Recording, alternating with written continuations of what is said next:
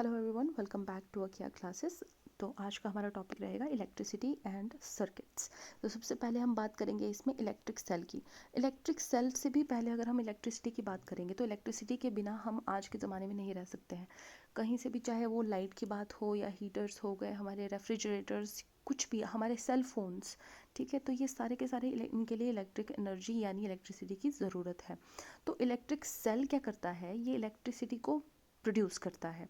और ये यूज़ कहाँ कहाँ होगा? अलार्म क्लॉक्स में, रिस्ट वॉचेस में, ट्रांजिस्टर रेडियोस, कैमरास, टॉर्च वगैरह, इन सब में यूज़ होता है। और ये अलग अलग शेप्स और साइजेस में हो सकता है। और इलेक्ट्रिक सेल में दो मेन चीज़ें होती हैं, एक मेटल कैप होती है और एक मेटल डिस्क होती है। आपने नोटिस किया होगा, अगर आपने कभी सेल को ध्यान से देखा होगा तो एक टॉप पे यहाँ पे आपको उभरा हुआ पोर्शन एक मेटल कैप जैसी दिखती है, तो उसे हम बोलते हैं पॉजिटिव टर्मिनल।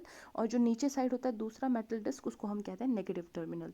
ठीक है, और जो इलेक्ट्रिक सेल है उसके अंदर कुछ केमिकल स्टोर्ड होते हैं जिनके रिएक्शन की वजह से इलेक्ट्रिसिटी प्रोड्यूस करता है सेल। ठीक है, और जब ये केमिकल्स ख़त्म हो जाते हैं तो तभी हमारा जो सेल है वो काम करना बंद कर देते हैं। ठीक है, नेक्स्ट है हमारा जो इलेक्ट्रिक सेल है वो यूज़ होते हैं इवन टॉर्चेस में, हर जगह पे, है ना। तो ये बस इलेक्ट्रिक सेल के बारे में कुछ छोटी सी बात थी। और जो यहाँ रिएक्शन होती है ना, केमिकल रिएक्शन, उसमें कुछ नहीं है, उसमें करंट जनरेट होता है, उसमें इलेक्ट्रॉन्स बनते हैं और इलेक्ट्रॉन्स की मूवमेंट से करंट जनरेट हो जाता है। मैं आपको बताऊंगी एंड में करंट के बारे में। मैं यहाँ लिख लेती हूँ, ठीक है, ए से लिख लेती हूँ ना। एम्पियर से हम करंट को मेजर करते हैं, एम्पियर इज अ यूनिट। चलिए, तो बल्ब की बात करते हैं। बल्ब में अंदर क्या होता है? फिलामेंट होता है, आपको पता है। इस तरीके से वायर्स होती हैं और बीच में यहाँ पे फिलामेंट होता है ना। तो ये जो फिलामेंट होता है ये थिन वायर होती है जो लाइट प्रोड्यूस करती है। ठीक है, जैसे ही इसके थ्रू इलेक्ट्रिसिटी पास होगी, करंट आएगा, करंट फ्लो करेगा, यहाँ फिलामेंट तक पहुँचेगा, वैसे ही जो फिलामेंट है ये ग्लो करेगा और उस वजह से हमें लगता है पूरा बल्ब ग्लो कर रहा है। ठीक है, तो ये चीज़ है। और स्विच क्या होता है? देखो, इससे पहले सर्किट की बात करते हैं। सर्किट क्या होता है? जब आप सर्किट की बात कर रहे हैं तो उसमें क्या होगा, आपके पास सेल होंगे। पहले तो सपोज करो आपके पास एक सेल है, सेल को हम कुछ इस तरीके से डिनोट करते हैं। अब देखना एक चीज़, यहाँ पे भी मैं कुछ सिंबल्स बता देती हूँ, आपको पूछा जा सकता है। ये जो सिंबल होता है, नॉट दिस, ये जो सिंबल होता है आपका, ये होता है बल्ब के लिए। ठीक है, जहाँ पे बल्ब लिखना होगा ऐसे लिखोगे। अगर सेल है एक तो ऐसे, एक बड़ा वाला, एक बड़ी स्टिक और एक छोटी लाइन, है ना। तो बड़ी वाली लाइन जो होती है वो होती है पॉजिटिव, छोटी वाली लाइन क्या होती है आपकी? नेगेटिव। ठीक है, तो इस तरीके से अगर मान लो अब एक सेल है, कईयों में एक ही सेल लगता है, पर अगर पुराने किसी ने रेडियो वगैरह कभी देखे हो, टॉर्चेस वगैरह पुराने वाले देखे हो, तो आपको पता होगा कई बार वहाँ पे 2 या 3 सेल यूज़ होते हैं। तो उसको इकट्ठा जब होता है तो उसे हम क्या कहते हैं? उसे हम कहते हैं बैटरी। ठीक है, तो वो बैटरी बन जाती है। ठीक है, तो ये भी प्लस वाली लंबी वाली स्टिक लाइन पॉजिटिव और दूसरी वाली नेगेटिव टर्मिनल। ठीक है, और हम हमेशा जब सर्किट ड्रॉ करते हैं, जो लाइनें होती हैं उससे हम उसको हम वायर्स को हम लाइनों से ड्रॉ करते हैं, स्ट्रेट लाइंस, है ना। और हमारे पास और क्या होता है इसके अलावा? हमारे पास स्विच होता है। यस, स्विच को हम यूजुअली ऐसे शो करते हैं। अब ये जो हम हमारे वॉल्स में लगा होता है ना स्विच, वैसा ही कुछ स्विच होता है, बट इसको हम सर्किट के फॉर्म में पढ़ेंगे, अभी सिंपल फॉर्म में। ठीक है, तो सपोज करो कि आपके पास एक सेल है।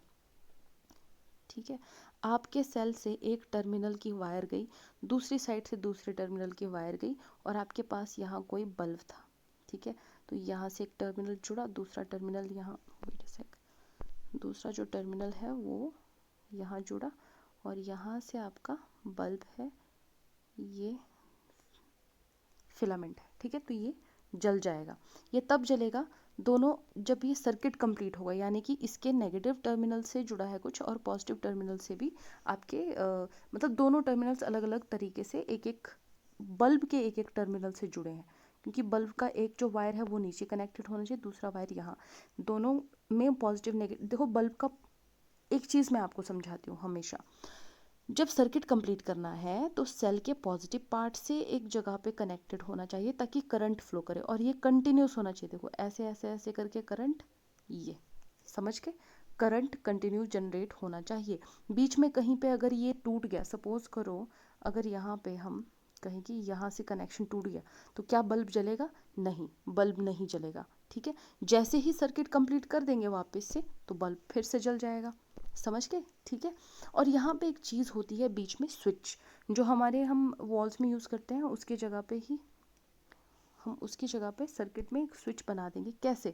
हम यूजुअली क्या करते हैं, अगर आपने स्विच को ईजिली समझना है तो आपने ऐसा सपोज करना है कि कार्डबोर्ड है, कार्डबोर्ड पे 2 कीलें लगाई हुई हैं और इन दोनों कीलों के बीच में आपने एक सेफ्टी पिन लगाई है।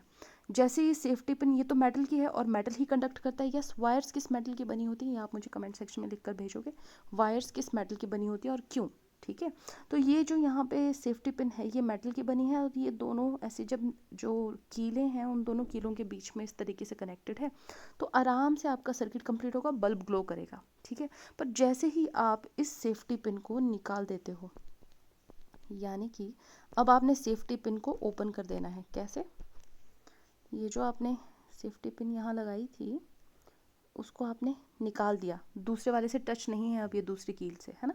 तो क्या हो जाता है, सपोज करो ऐसा है, ये वाली कील से यहाँ और ये वाली वायर यहाँ वाली कील से जुड़ी है, तो अब सर्किट कंप्लीट नहीं है, बीच में ब्रेक आ गया। और आपको पता है ये वुड, ये पेपर का बना है, कार्डबोर्ड है ये, है ना।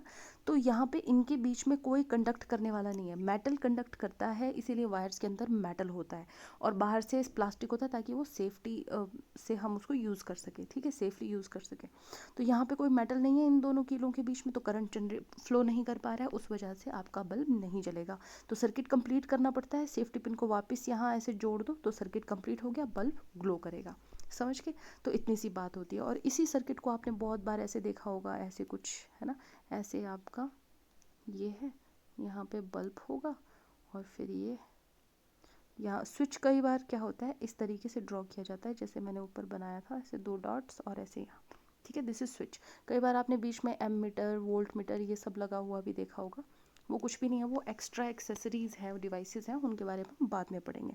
तो आई होप आपको क्लियर हो गया होगा कि इलेक्ट्रिक सर्किट का कैसा होता है। और सर्किट कंप्लीट होगा तभी आपका करंट जनरेट होगा, करंट यानी कि इलेक्ट्रिसिटी प्रोड्यूस होगी। ठीक है, और एक और चीज़ का ध्यान रखना, जो हमारे 2 टाइप के करंट्स होते हैं, एक होता है आपका कन्वेंशनल करंट, लिख लेना आपने, मैंने यहाँ ये एक एक्स्ट्रा इन्फॉर्मेशन की तरह काम करेगी मेरी हैंड राइटिंग को एक्सक्यूज़ करना ज़रा। ठीक है, तो एक होता है आपका conventional current, wait a sec, okay, एक होता है आपका कन्वेंशनल करंट और दूसरा होता है आप इलेक्ट्रॉनिक करंट। ठीक है, जो एक्चुअल करंट है, द रियल करंट जो होगा। तो अब क्या होता है, कन्वेंशनल मीन्स पुराना, पुराने टाइम में किसी ने कहा कि ऐसा कुछ होता है कि जो पॉजिटिव साइड है, जो हमारे यहाँ पे पॉजिटिव टर्मिनल है, इसी में बता देती हूँ, है ना, जो पॉजिटिव टर्मिनल है उसमें कुछ चीज़ें होती हैं ऐसी जो नेगेटिव की साइड को मूव करती है। अब ऐसा नहीं कि यहाँ से यहाँ मूव करेगी, नहीं, ऐसा नहीं है, पॉजिटिव साइड से नेगेटिव साइड को कुछ चीज़ें मूव करती हैं तो उसे हम करंट की डायरेक्शन मानते हैं। ठीक है, वो कन्वेंशनल करंट की डायरेक्शन है कि पॉजिटिव साइड से नेगेटिव साइड को कुछ जा रहा है। ठीक है, बट अगर हम आज के ज़माने की बात करें तो हमें पता चल चुका है कि पॉजिटिव से नेगेटिव की तरह कुछ नहीं आता। करंट की डायरेक्शन अभी भी हम पॉजिटिव से नेगेटिव लेते हैं, पॉजिटिव को हम एनोड कहते हैं, यस, इसको याद रखना, पॉजिटिव को हम एनोड कहते हैं और नेगेटिव को हम कैथोड कहते हैं। ठीक है, ये आपने याद रखना है।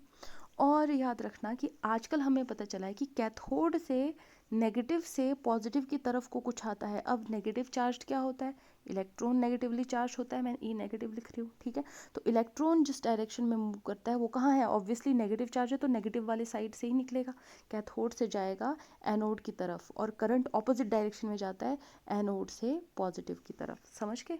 ठीक है, तो ये है चीज़, है ना, इलेक्ट्रॉन की मूवमेंट वैसे नेगेटिव से पॉजिटिव होती है बट कन्वेंशनल करंट हमेशा फ्लो करता है पॉजिटिव से नेगेटिव की तरफ। ठीक है, अब हम आगे बात करते हैं, स्विच की हमने बात कर ली।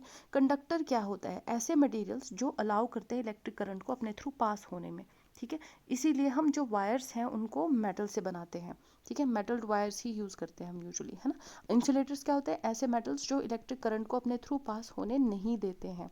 ठीक है, और फिर हम बोलते कि हमारी जो बॉडी है वो कंडक्टर ऑफ इलेक्ट्रिसिटी है, इसलिए हमेशा ध्यान रखना चाहिए जब भी आप इलेक्ट्रिक अप्लायंसेस के साथ काम कर रहे होते हो तो अपना ध्यान रखा करो, because human body is a conductor of electricity. अब हम बात करेंगे हमारे एम्पियर एम्पियर की बात करी थी, करंट, अच्छा कर ली हमने बात, है ना, वही बात मुझे बतानी थी आपको। कन्वेंशनल करंट पॉजिटिव से नेगेटिव की तरफ जाता है और इलेक्ट्रॉन्स नेगेटिव से पॉजिटिव की तरफ जाएंगे।